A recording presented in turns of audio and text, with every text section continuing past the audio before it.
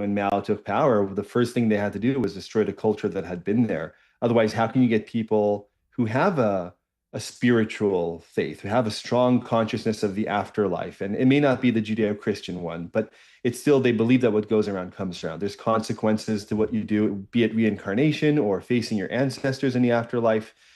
Um, and so, how do you get people like that to then go and beat up their teachers and beat up, turn in their parents and their classmates and really toe the party line and do all the things that they have done for 75 years now and counting?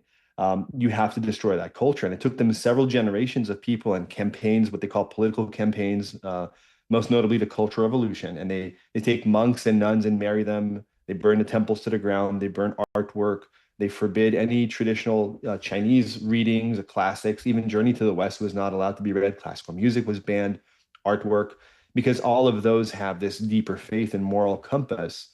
And of course, Christianity is not allowed. Traditional Buddhist and Taoist practices are not allowed during this time. And we can get into this in terms of what's happening with them now, and really sever an entire civilization from its roots. And so Shen Yun comes around. And we're not shy about this. We say we're bringing back the China before communism. And this is mostly ethnic Chinese people doing this. And in a way, it brings in all these themes that you talked about, the story of China's destroyed culture that was almost brought to the brink of extinction being revived. It's got your globalist communist movement as opposed to traditional culture battle over there. And it's got something really truly American, because only in America could you have a community of immigrants, first generation immigrants, many of whom escaped persecution themselves, many of them talented artists and dancers and musicians, composers, choreographers, and so on. And then their kids now coming in, and they say, well, we're in America. We have the freedom to do what we couldn't do in China, what our colleagues in China can't do. It's not that there aren't any talented people there are, but they don't have the freedom. And so some people from China are leaving China to join Shen Yun here in America, with this mission of bringing back this culture, showing the world what China was really like before communism. And what's interesting watching this as an American non-Chinese and seeing people's reactions wherever we go, but especially in the United States where I've toured the last few years, is people realize that even though we have China in the news all the time, and there's fentanyl, and there's the cheap products, the IP, and then there's Taiwan, and there's support for Iran, and you can go on and on, I'm sure you have about this. What people realize when they see China before communism is they see, okay, the stories here are about courage and integrity and loyalty and faith and humility in front of the higher powers of the divine. And they say, wait a minute, this is not just Chinese. And they realize we as Americans, and Americans broadly defined, we have a wide spectrum of Americans for sure, all kinds of faiths and non-faiths and so on. But they realize that at the core values, the American people and what our country was built upon, and the Chinese people, as portrayed in Shen Yun, what it was before communism, have a lot in common. And so you're seeing a Chinese show with Chinese history and stories, and it's very foreign in many ways. That's why you have MCs introducing everything. But at the same time, you realize, wait, we actually have a lot in common with the Chinese people and their traditions. And then you realize, well, our enemy is actually a common enemy, and it's the Chinese Communist Party, because they're persecuting the Chinese people. They've done that for closing on 8 decades now.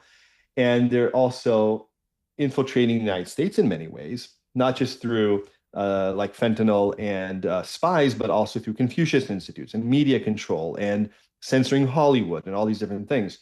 And you realize, oh, Americans and Chinese people are not the enemy. We have a common enemy. It's the CCP.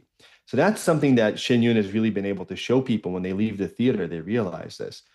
And what you were talking about before in terms of traditional virtues and the idea of the art being as a way to glorify the divine or to connect the human experience with the divine and remind us, right? If you go into Sistine Chapel, you go into Dunhuang caves in China, and you look at these, and you have a sense of awe and admiration because it's a physical depiction of divine powers in different traditions around the world. And right, when people go to church, a beautiful cathedral, they get that same feeling of awe because it was created by artists who have that reverence, who have that piety in the face of the divine, and they're looking for divine inspiration. They often get it.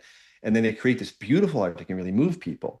And our first line out of the show is our journey begins with the ancient legend that people were once divine and that we followed the creator to take on human form and establish a glorious civilization on earth. That's how we start the show. And we end the show by talking about that even in the face of great adversity, we see that holding fast to tradition and kindness is the way to return to our heavenly home, to our divine roots, to however you interpret it with your religious faith. And so from beginning to end, the whole performance weaves this thread of the connection between human beings and the divine and what's really important and putting things in perspective. And I think that really moves people because it's done through beautiful art. So that's kind of the story. And I think what you said is really on point in terms of what we're trying to do.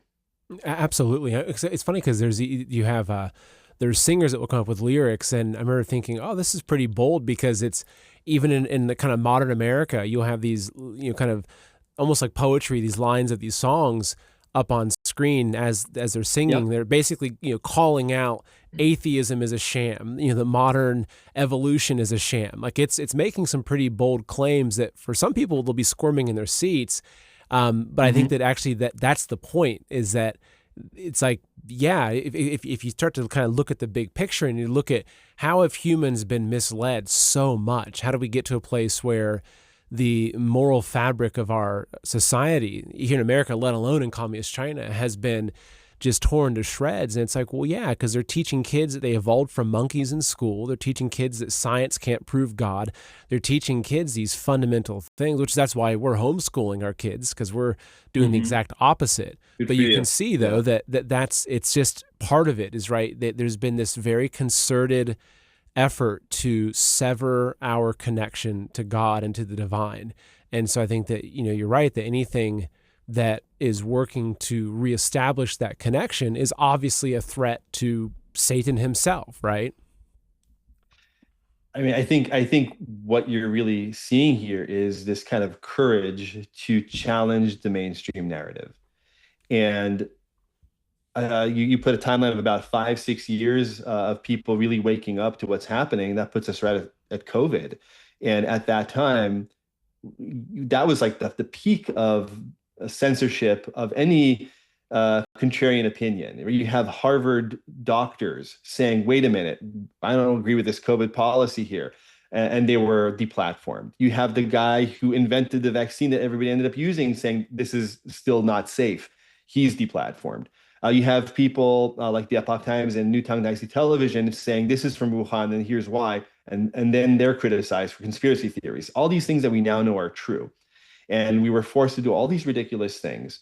And you were not allowed to question it. That was the main thing. And it was everybody in the media and the government internationally in the US saying the same thing, and you could not challenge it. And to the point that, yeah, if there's a song that questions atheism and evolution in a performance, some people will squirm. I don't know if they're the majority. I don't think they are from what I'm seeing in the audience. But the point is, let's have this conversation. Can people say, wait a minute, what is the evidence behind some of these things that we've taken for granted? Let's look at evolution. There are many books and movies about what the problems with this theory are. Can we even have a conversation about this? Can we have a conversation about what we're calling different phenomena like climate change, let's say? Can we even talk about it without you saying, okay, I'm a flat earther and I'm a conspiracy theorist and just shut me up, right? And so I think that there's a lot, look, so much that we don't know about life and the universe, right? And the claim that we understand what's actually happening is really bold, and I think shows our idiocy if we say we actually know what's happening. And scientists have been saying for a couple hundred years ago, there was a famous physicist who said, oh, we know everything there is to know about physics. And now there's all these different experiments. And sometimes it's interesting, it's coming from people who are really on kind of the border of what we consider science, discovering all these other phenomena that nobody can explain. And of course, theology can explain many of them. People with faith can understand them from their perspective. And so I think just bringing these questions out and having these conversations, and when you see it on stage, beautifully performed and sung, very heartfelt, I think people are more likely to be open to it and to consider those questions. Exactly. So I'll play the trailer now that we've got for the, because that's what, a lot of this kickoff is, this is like the 20th year anniversary of Shen Yun, and there's a new documentary that they just put out called Unbroken. And so let's go ahead and I'll play that, and then we can kind of enter into the next stage of this discussion. For athletes, dancers, Everything you do has to be perfect. Oh! On our way to Ozzy. Oi. My guy goes, come on, get up. We gotta do this. Like bring it in more. People have called us the #1 show in the world. Lovely job, guys. Thank you. I just hope I can continue this career for as long as I can, because I don't want anything else in the world.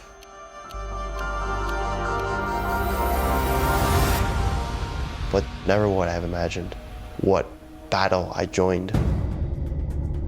Hey, buddy. You guys are okay? There's like a huge team of people just combing the seats while we're on stage preparing for the show with dogs and stuff. Specifically targeting Shen Yun performance. No one wants to hear a bomb threat to the institution where your children are. We had a sense of anticipation. We didn't know how it would go. This is not a normal cut. This was done with the purpose of the tire exploding on the highway. This is crazy. These are open Chinese spy organizations. They've gotten threats to shoot up the performance. All the noise and all the distractions around you. This is a machine that can be used against any American. Why are they doing this? How much more of this are we going to be able to take? We feel like we're at war. This is not going to stop us. We can't let it stop us. Sound check. What can I do to tell people our side? This tour is our chance to do it. Doesn't matter what the obstacles are. We're doing this together.